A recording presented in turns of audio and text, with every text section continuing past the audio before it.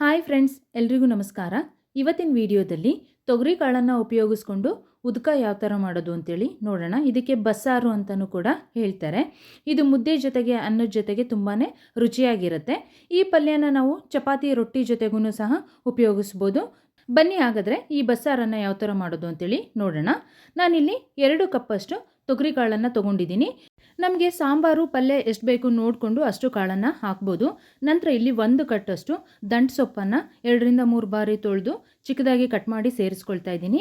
ದಂಟು ಸೊಪ್ಪು ಬದಲಾಗಿ ನಾವು ಅರವೆ ಸೊಪ್ಪನ್ನು ಉಪಯೋಗಿಸ್ಕೋಬೋದು ಅಥವಾ ಸಬ್ಬಸಿಗೆ ಸೊಪ್ಪನ್ನು ಸಹ ಉಪಯೋಗಿಸ್ಕೋಬೋದು.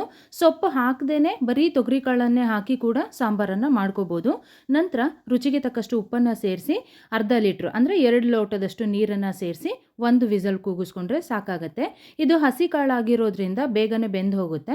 ಇಲ್ಲಿ ಕಾಳು ಚೆನ್ನಾಗಿ ಬೆಂದಿದೆ. ಇವಾಗ ಇದನ್ನು ಒಂದು ಪಾತ್ರೆಗೆ ಬಸ್ಕೊಂಡು ಕಾಳು ಮತ್ತು ಕಟ್ಟನ್ನು ಸಪ್ರೇಟ್ ಮಾಡ್ಕೊಳ್ಳೋದು. ಕಟ್ಟಲ್ಲಿ ಸಾಂಬಾರನ್ನು ಮಾಡೋದು, ಕಾಳನ್ನು ಒಗ್ಗರಣೆ ಮಾಡಿಕೊಂಡು ಪಲ್ಯನ ಮಾಡಿಕೊಂಡ್ರೆ ಆಯಿತು. ಬಸ್ಕೊಂಡಿರೋಂತಹ ಕಾಳು ಮತ್ತು ಕಟ್ಟನ್ನು ಪಕ್ಕಕ್ಕೆ ಇಟ್ಟು ಇವಾಗ ಸಾಂಬಾರಿಗೆ ಹಸಿಮೆಣಸಿನ್ಕಾಯಿನ ಹುರ್ಕೊಳ್ತಾ ಇದ್ದೀನಿ. ನಾನಿಲ್ಲಿ 5 ಹಸಿಮೆಣಸಿನ್ಕಾಯಿನ ತೊಗೊಂಡಿದ್ದೀನಿ. ನಮಗೆ ಖಾರಕ್ಕೆ ಎಷ್ಟು ಬೇಕೋ ನೋಡಿಕೊಂಡು ನಾವು ಮೆಣಸಿನ್ಕಾಯನ್ನು ಉಪಯೋಗಿಸ್ಕೋಬೋದು. ಇದು ಸ್ವಲ್ಪ ಕಲರ್ ಚೇಂಜ್ ಆಗೋವರೆಗೂ ಹುರ್ಕೋಬೇಕಾಗತ್ತೆ. ಹುರಿಯುವಾಗ 1-2 ಡ್ರಾಪಷ್ಟು ಎಣ್ಣೆನೂ ಕೂಡ ಸೇರಿಸ್ಕೊಂಡಿದ್ದೀನಿ. ಹಸಿಮೆಣಸಿನ್ಕಾಯಿನ ಉಪಯೋಗಿಸ್ಲಿಕ್ಕೆ ಇಷ್ಟ ಇಲ್ಲದೆ ಇರೋರು ಒಣ ಮೆಣಸಿನ್ಕಾಯಿ ಕೂಡ ಹುರ್ಕೊಂಡು ಉಪಯೋಗಿಸ್ಕೋಬೋದು.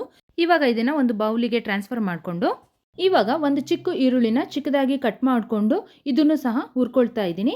ಈ ಹಸಿಮೆಣಸಿನ್ಕಾಯಿ ಮತ್ತು ಈರುಳ್ಳಿಯನ್ನು ನಾನು ಸಾಂಬಾರನ್ನು ರುಬ್ಲಿಕ್ಕೆ ಉಪಯೋಗಿಸ್ತೀನಿ. ಈರುಳ್ಳಿ ಸ್ವಲ್ಪ ಕಂದು ಬಣ್ಣ ಬರೋವರೆಗೂ ಹುರ್ಕೊಂಡು ಇದನ್ನು ಸಹ ತೆಗೆದಿಟ್ಕೊಳ್ತಾ ಇದ್ದೀನಿ. ನಂತರ ಇದೇ ಬಾಣಲೆಗೆ ನಾನು ಪಲ್ಯಕ್ಕೆ ಒಗ್ಗರಣೆ ಮಾಡ್ಕೊಳ್ತಾ ಇದ್ದೀನಿ. ಒಂದು ಅರ್ಧ ಟೇಬಲ್ ಸ್ಪೂನಷ್ಟು ಎಣ್ಣೆ ಹಾಕ್ಕೊಂಡು 1/4 ಟೀ ಸ್ಪೂನಷ್ಟು ಸಾಸಿವೆ, 1/4 ಟೀ ಸ್ಪೂನಷ್ಟು ಜೀರಿಗೆ, 5ರಿಂದ 6 ಹಸಿಮೆಣಸಿನ್ಕಾಯನ್ನು ಕಟ್ ಮಾಡಿ ಸೇರಿಸ್ಕೊಂಡಿದ್ದೀನಿ. 1 ಹೆಸಳು ಕರ್ಬೇವಿನ ಸೊಪ್ಪನ್ನು ಚಿಕ್ಕದಾಗಿ ಕಟ್ ಮಾಡಿ ಸೇರಿಸಿದ್ದೀನಿ. ಕರ್ಬೇವಿನ ಸೊಪ್ಪನ್ನು ಹಾಗೇ ಹಾಕಿದ್ವಿ ಅಂತ ಹೇಳಿದರೆ ಎತ್ತಿಟ್ಬಿಡ್ತೀವಿ. ಈ ಥರ ಚಿಕ್ಕದಾಗಿ ಕಟ್ ಮಾಡಿ ಸೇರಿಸಿದ್ರೆ ತಿನ್ಬೋದು.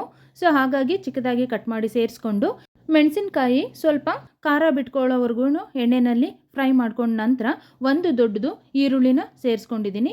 ಈರುಳ್ಳಿ ಸ್ವಲ್ಪ ಸಾಫ್ಟ್ ಆದ ನಂತರ ನಾವೇನು ಬಸ್ದಿಟ್ಕೊಂಡಿದ್ವಲ್ವ ಕಾಳು ಮತ್ತು ಸೊಪ್ಪು ಅದನ್ನು ಸಹ ಸೇರಿಸಿ ಒಂದು 3 ಟೇಬಲ್ ಸ್ಪೂನಷ್ಟು ಹಸಿ ಕಾಯಿ ತುರಿಯನ್ನು ಸೇರಿಸಿ ಸ್ವಲ್ಪ ಕೊತ್ತಂಬರಿ ಸೊಪ್ಪನ್ನು ಸೇರಿಸಿ ಇದನ್ನು ಚೆನ್ನಾಗಿ ಮಿಕ್ಸ್ ಮಾಡಿಕೊಂಡು 2ರಿಂದ 3 ನಿಮಿಷ ಲೋ ಫ್ಲೇಮ್ನಲ್ಲಿ ಇದನ್ನು ಮಾಗಿಸ್ಕೊಂಡ್ರೆ ನಮಗೆ ಪಲ್ಯ ರೆಡಿ ಆಗುತ್ತೆ. ಉಪ್ಪನ್ನು ಕಾಳು ಬೇಯುವಾಗಲೇ ಹಾಕಿದ್ದೆ, ಸ್ವಲ್ಪ ಕಡಿಮೆ ಅನ್ನಿಸ್ತು ಅಂತೇಳಿ ಇವಾಗ ಸೇರಿಸ್ಕೊಂಡು ಚೆನ್ನಾಗಿ ಒಂದ್ಸಲ ಮಿಕ್ಸ್ ಮಾಡ್ಕೊಳ್ತಾ ಇದ್ದೀನಿ. ಕಾಳಿಗೆ ಹಸಿ ಕಾಯನ್ನು ಉಪಯೋಗಿಸಿರೋದ್ರಿಂದ ಇದನ್ನು ಮಧ್ಯಾಹ್ನ ಮಾಡಿ ರಾತ್ರಿಗೂ ಉಪಯೋಗಿಸ್ತೀವಿ ಅನ್ನೋದಾದರೆ ಸ್ವಲ್ಪ ಚೆನ್ನಾಗೇ ಬಾಡಿಸ್ಕೋಬೇಕು. ಇಲ್ಲ ಅಂತ ಹೇಳಿದರೆ ಕಾಳು ಬೇಗನೆ ಹಾಳಾಗಿ ಹೋಗುತ್ತೆ. ಒಂದು ಪ್ಲೇಟನ್ನು ಮುಚ್ಚಿ ಮಾಗಲಿಕ್ಕೆ ಬಿಡ್ತಾ ಇದ್ದೀನಿ. ನಂತರ ಇಲ್ಲಿ ಸಾಂಬಾರಿಗೆ ಮಸಾಲ ರುಬ್ಕೊಳ್ಳಿಕ್ಕೆ 3 ಟೇಬಲ್ ಸ್ಪೂನಷ್ಟು ಹಸಿ ಕಾಯನ್ನು ಹಾಕ್ಕೊಂಡಿದ್ದೀನಿ. 1 ಟೀ ಸ್ಪೂನಷ್ಟು ಧನಿಯಾ, 3/4 ಟೀ ಸ್ಪೂನಷ್ಟು ಜೀರಿಗೆ, ಹುರಿದಿಟ್ಕೊಂಡಿದ್ದಂತಹ ಈರುಳ್ಳಿ, ಹಸಿಮೆಣಸಿನ್ಕಾಯಿ, ಸ್ವಲ್ಪ ಕೊತ್ತಂಬರಿ ಸೊಪ್ಪು, ಬೇಯಿಸ್ಕೊಂಡಿರೋಂತಹ ಕಾಳನ್ನು ಸಹ 3 ಟೇಬಲ್ ಸ್ಪೂನಷ್ಟು ಸೇರಿಸ್ಕೊಂಡಿದ್ದೀನಿ. ನಂತರ 2 ಬೆಳ್ಳುಳ್ಳಿ ಸೇರಿಸಿದ್ದೀನಿ. ಬೆಳ್ಳುಳ್ಳಿ ಹಾಕಿರೋಂಥ ಕ್ಲಿಪ್ಪಿಂಗು ಮಿಸ್ ಆಗಿದೆ. ಇದನ್ನು ನುಣ್ಣಗೆ ರುಬ್ಕೋಬೇಕು. ರುಬ್ಕೊಂಡ ನಂತರ ಕಟ್ಟೆಯನ್ನು ತೆಗೆದಿಟ್ಕೊಂಡಿದ್ವಲ್ವ ಅದಕ್ಕೆ ರುಬ್ಬಿರೋ ಮಸಾಲೆಯನ್ನು ಹಾಕಿ ರುಚಿಗೆ ಎಷ್ಟು ಬೇಕೋ ಅಷ್ಟು ಹುಣಸೆ ರಸನು ಸೇರಿಸ್ಕೊಂಡು ಚೆನ್ನಾಗಿ ಒಂದ್ಸಲ ಮಿಕ್ಸ್ ಮಾಡಿಕೊಂಡು ರುಚಿ ನೋಡಿಕೊಂಡು ಉಪ್ಪು ಬೇಕಿದ್ರೆ ಸೇರಿಸ್ಕೊಂಡು ಇದನ್ನು 2ರಿಂದ 3 ನಿಮಿಷ ಚೆನ್ನಾಗಿ ಕುದಿಸ್ಕೋಬೇಕು. ಬೇಳೆ ಸೊಪ್ಪುಗಳನ್ನು ಹಾಕಿ ಒಣ ಕಾಳುಗಳನ್ನು ಹಾಕಿ ಯಾವಾಗಲೂ ಬಸ್ಸಾರುಗಳನ್ನು ಮಾಡ್ಕೊಳ್ತಾನೆ ಇರ್ತೀವಿ. ಸೀಸನ್ ಇರುವಾಗ ಈ ಥರ ಹಸಿ ಕಾಳನ್ನು ಉಪಯೋಗಿಸ್ಕೊಂಡು ಬಸ್ಸಾರನ್ನು ಮಾಡಿಕೊಂಡ್ರೆ ತುಂಬಾ ರುಚಿಯಾಗಿರುತ್ತೆ.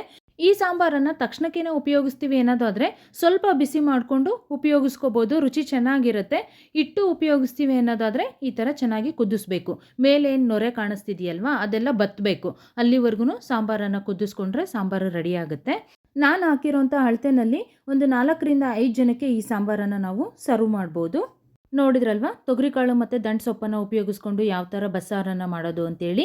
ಈ ವಿಡಿಯೋ ನಿಮಗೇನಾದ್ರು ಇಷ್ಟ ಆಗಿದ್ದರೆ ಲೈಕ್ ಮಾಡಿ, ಶೇರ್ ಮಾಡಿ, ಹಾಗೆ ನನ್ನ ಚಾನಲನ್ನು ಸಬ್ಸ್ಕ್ರೈಬ್ ಮಾಡಿ, ಕಮೆಂಟ್ ಮಾಡೋದನ್ನು ಮರಿಬೇಡಿ. Thank you for watching this video. ಮತ್ತೆ ಇನ್ನೊಂದು ಹೊಸ ರೆಸಿಪಿಯೊಂದಿಗೆ ಹೊಸ ವಿಡಿಯೋದಲ್ಲಿ ಸಿಗ್ತೀನಿ.